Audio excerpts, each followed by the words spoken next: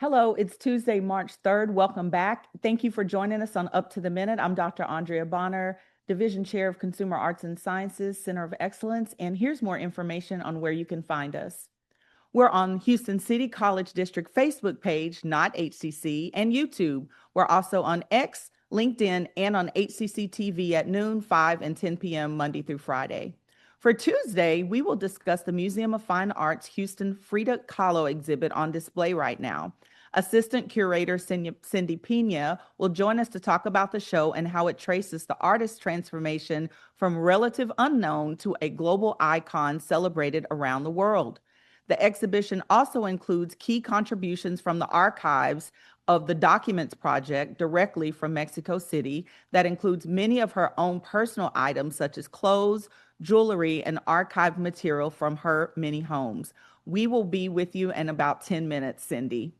But first, we're speaking with Roxann Barrera-Coffman, an instructor for the American Sign Language Department program here at HCC. She's here to share more information about an upcoming unique film screening event where students and the Houston community at large can participate. Welcome to the show, Roxann. Hi there. Thank you for having me. We're very glad to have you. So, Roxann, can you tell us about the American Sign Language Honor Society and its role here at Houston City College? Yes. Yes, the American Sign Language Honor Society is a national organization, and we have a chapter here at Houston City College. And we just inducted 10 new students into that prestigious organization. So we had our induction ceremony a week ago, and it was absolutely beautiful. And it truly shows the hearts of our students and their dedication to serve the deaf community.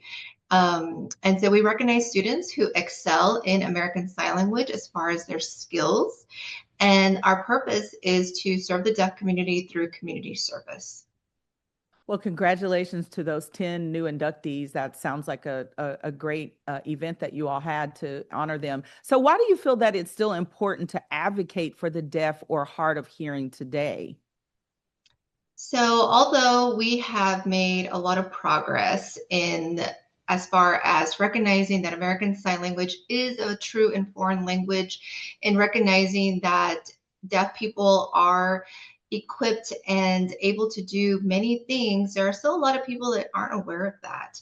And so the Honor Society is going to be putting on an event this Friday at HCC Central, and we're going to be showing a documentary called Deaf President Now. That's great. Well, I definitely want to check that out if I'm able to. So, you've also spoken about the importance of the Honor Society induction ceremony when we first started. But why is it so meaningful to recognize scholarship winners and student achievement through that event? So it's really interesting. This is our fourth year having this chapter at HCC, and I realized that a lot of students need that little extra push from their instructors. So this year we did things a little bit differently, where we nominated students to apply as opposed to just giving them the option to apply. And so with that, our enrollment really grew. And I think it's important for students to know that we recognize their skills and we recognize the potential that they have. I feel sometimes as college students, there's a lot of doubt that seeps into them. And so we wanted to establish this program not just to recognize the students who are excelling, but to also give a little push to those students that don't realize they're excelling, and to make a meaningful impact in the deaf community. You make a really good point, and that reinforcement is so important for students. Like you said, sometimes they don't know they're doing well, and just you telling them that they're doing so is really important. So, before you mention the documentary that's going to be showing called Deaf Presidents Now, can you share a little bit more about the film and why this film matters so much? Yes. So this is actually a very important historical event in deaf history. And I'm going to be very honest with you, I didn't even know about it until I took classes and I learned about it. I had no idea. And I have cousins that are deaf. So it just wasn't part of the conversation growing up. But it happened in 1988. And believe it or not, but this is about Gallaudet University, which is in Washington, D.C. It is the only university dedicated to deaf and hard of hearing people in the whole world, not in the nation, in the whole entire world. So we have deaf people coming from all over the world to get their bachelor's, master's, PhD there. And so for 124 years, they didn't have a deaf president of that college. They were all hearing people. And so this documentary is going to show, it's actually led by the 4 student leaders that helped to do the protest during that time. And they're going to talk about the week-long event where Gallaudet University shut down, and they were protesting that they would not reopen until they had a deaf president leading Gallaudet University. Hence the name Deaf President Now. I love that. And I didn't know about that in 1988. I remember that year so well because I graduated from high school that year. But I won't date myself. But how do you hope students and the HCC community, what do you hope that they'll take away from learning about deaf history and participating in events such as this movie that's coming out, as well as any other events that you have? So the main goal of this event is to spread awareness. Again, I'm just going to be very open and say that even though I grew up with deaf family members, I had the perspective of, oh, they're deaf. Oh, that's so sad. Oh, they need our help. I'm very guilty of that when I first started. And then the more classes I took, the more I realized deaf people don't want our help. They want our support. Mm-hmm. And so this documentary will be very, very powerful. It'll show you what deaf people are capable of. They'll show you how intelligent they are, how empowered they are, and they'll show you how resilient they are. And so I think it's a great documentary. It's an hour and a half. And we're actually going to have at the event 3 deaf professors, our professors, who were actually at the Deaf President Now protest in 1988. There were students there at that time. Wow, that's a lot of rich history about just about, this event. And you shared something about how we feel like, oh, I'm so sorry, they're deaf, and not really knowing that, they're just like us, that they want our support. Is there anything else that you can share, whether it's about the program here at HCC? Because in full transparency, didn't realize that we had a program until last year. So I think, educating, whether it's those of us that work at HCC or people outside of HCC, about what we offer, maybe where these classes are offered, and how we can get involved. Anything you'd like to share about that? Yes, so I'm very proud of our program. I think that we have such a beautiful ripple effect. We are a small program, so we're located at the Central Campus in the Educational Development Center, and there are 4 full-time professors in that program. And so our main goal is to create future sign language interpreters. However, we also want to create future sign language interpreters that are equipped with the knowledge to provide the best, what we call customer service, for our deaf clients out in the community. And Houston is a big city with a big deaf community. So we are constantly needing interpreters. We did a survey one time with the agencies in our area, and they said about 10% of jobs go unfulfilled every day. That means that there's a deaf student at a school without an interpreter to interpret their education for that day. And so we really want to spread the word that we are here and we welcome you. And I want to leave with a quote from the deaf president who finally became president of Gallaudet University, King Jordan. He said, deaf people can do anything but hear. And as somebody who's been this has been my career for almost 20 years, I can tell you that that is very much true. And we invite you to come learn about the deaf culture, learn about this historical event, and we can also talk more about our program. I think that was a perfect quote to end your segment. And thank you, Roxann Barrera-Coffman, who is the instructor of the ASL program here at Houston City College. We look forward to the screening that you mentioned. And remember, everyone, it's open to everyone. And we'll post all of the information in our post after the show. Coming up after a quick commercial break, we'll talk with Cindy Pena, who talks about the amazing works of Frida Kahlo.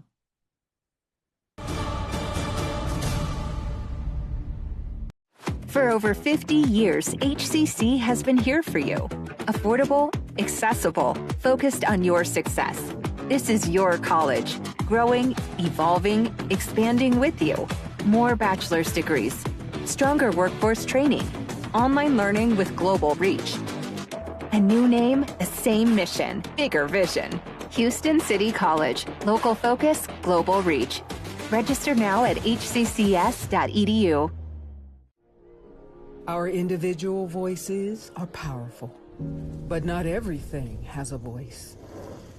Let us be a voice to the voiceless. It's time to speak up for nature.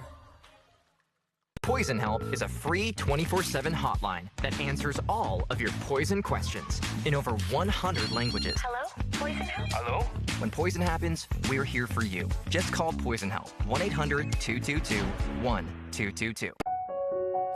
When a child is fighting a critical illness, one truth touches us all. Every child deserves a childhood. A wish sparks a ripple of hope that transforms communities far and wide. And when we grant wishes together, we create a movement of kindness, strength, and unity. Become a wish maker today and be part of a journey that truly changes lives. It's Kyle's last spin on his turntable from college. Yeah. And the first day of Kira's new career in IT. It's the last tea party for Crystal with Miss Marshmallow. Oh, wow. And Sarah's first day of management training at Goodwill. When you donate items to Goodwill, you help provide skills training and career placement for people seeking to realize their potential. And the things you love get to start a new life too.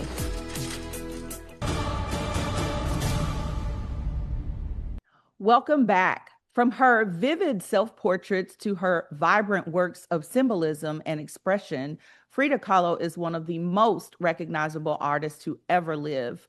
Currently, at the Museum of Fine Arts Houston, 35 of her works are on display for all of us to enjoy.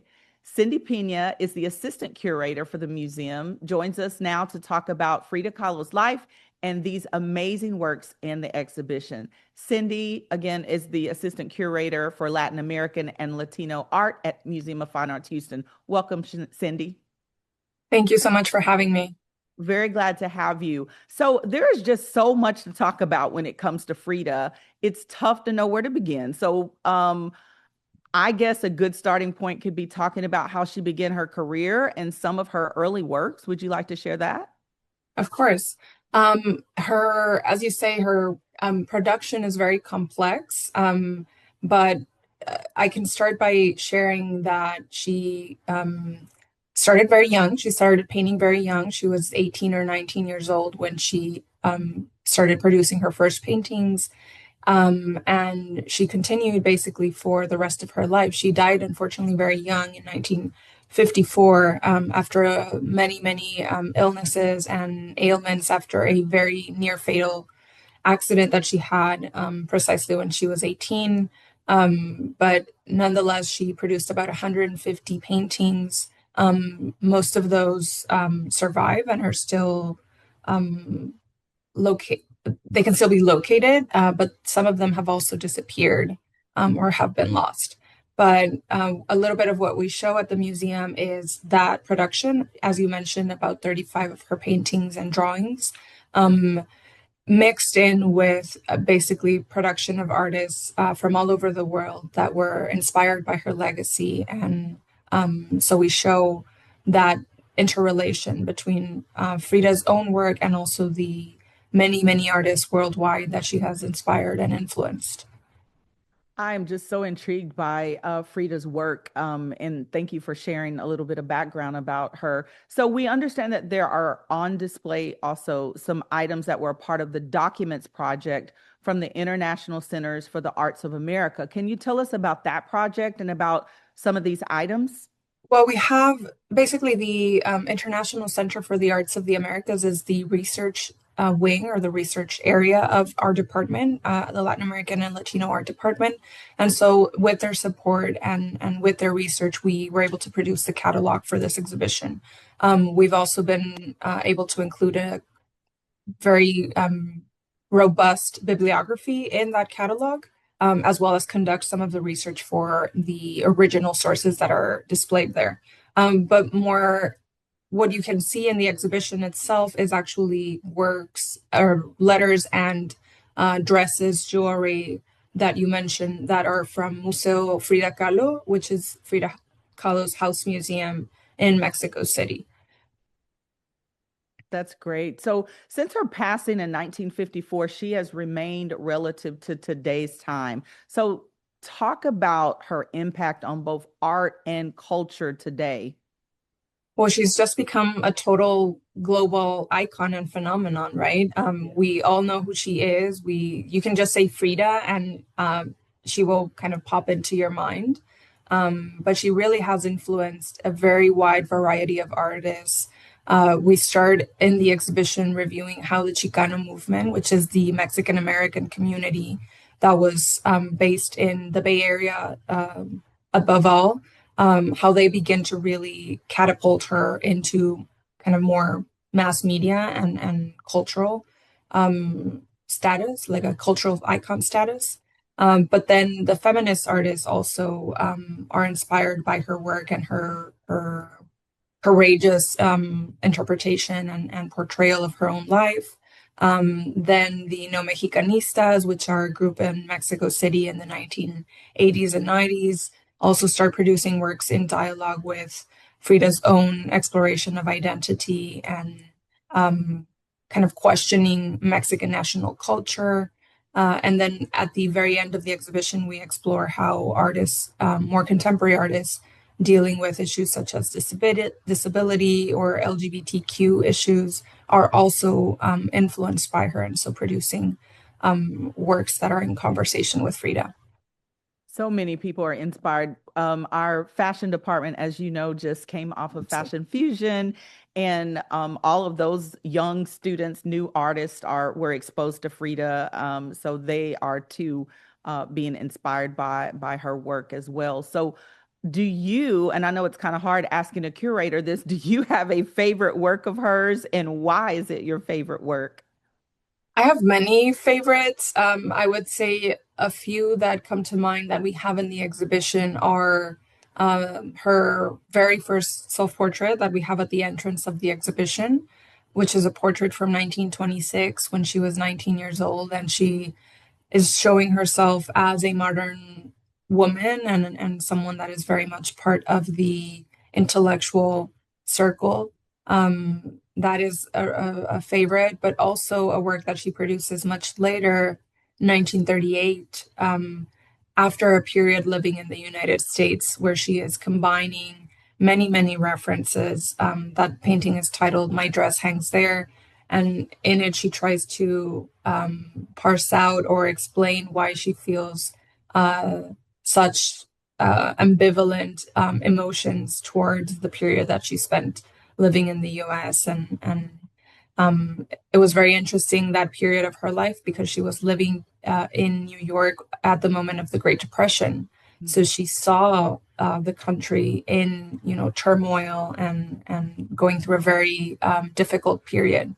So she tries to relay a little bit of her experiences living here in the United States in that painting. So it's also not only very beautiful, but very complex and very contemporary for her moment. She includes collage and other elements. So it's a very interesting painting that you can really spend hours looking at the different elements.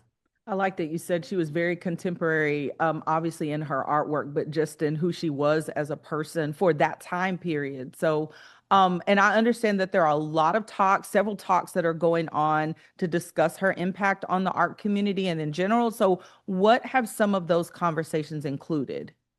Well, what we tried to do was really open up those conversations. So we invite a few of the artists that are participating in the exhibition, as well as some of the writers that contributed to the exhibition catalog, to come and talk more freely about those ideas and about how they came upon discovering Frida, or learning about her in kind of for the first time in their lives. So we've had so far 2 conversations speaking about Frida kind of in general terms of what she is and what she can mean today. And we also already had in February our talk with the community of Chicano and Chicana artists from San Francisco, but also some artists that were originally from Texas or based here in Texas still.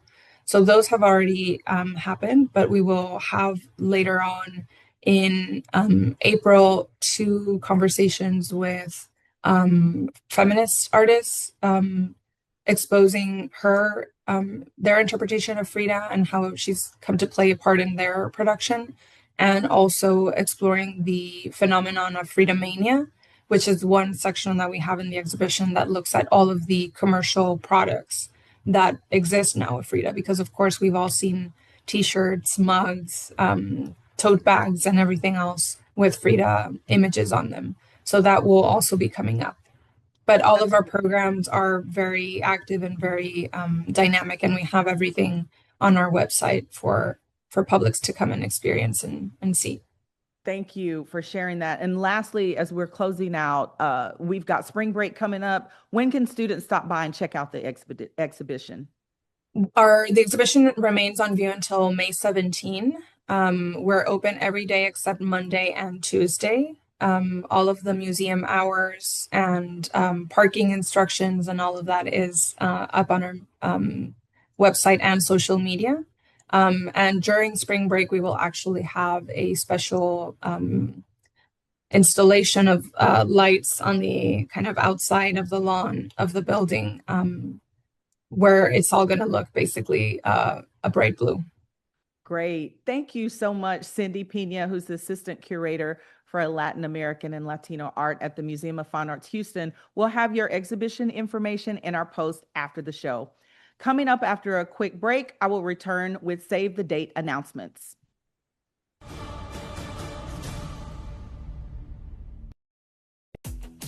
It's Kyle's last spin on his turntable from college. Yeah. And the first day of Kira's new career in IT. It's the last tea party for Crystal with Miss Marshmallow. Oh, wow. And Sarah's first day of management training at Goodwill.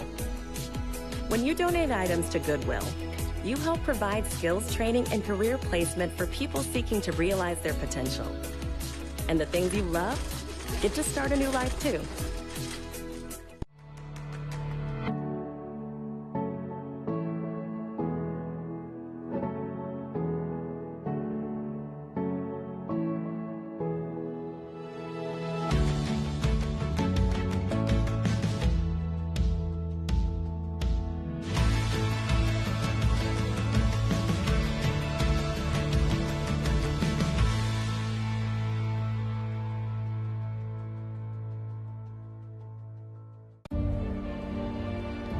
Have you ever helped a fellow veteran? Yes. I do my best reaching out to my brothers and sisters in arms. Have you ever asked for help yourself? Most of us, we're not gonna admit that we need to help. You don't have someone to kind of help you guide those thoughts. It can be really bad. It's just a beautiful space when someone can trust you and say, listen, I need help.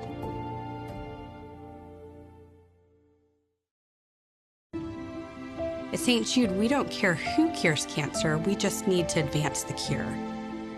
The heart of St. Jude is to take care of children with catastrophic diseases and to advance their cure rates, but we need to be able to do that for everyone. It's a bold initiative to try and bump cure rates all around the world, but we should, is our commitment.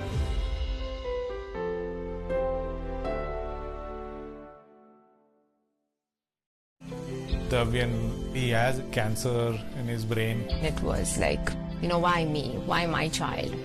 But at St. Jude, it's a huge mental relief that all of my child's care is taken without any bills. It is a huge blessing. It was all about keeping him alive, and it was all focused on him. St. Jude is a place where my child's life was saved. It's like the holy place for me.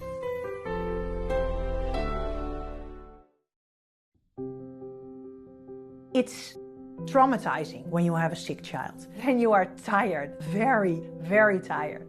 The Ronald McDonald House is next to the hospital. They have a washing machine, kitchen, nice bed, but it's also being with parents of other children that are sick. It's very important for healing yourself. And when you are healthy, you can take care of your child.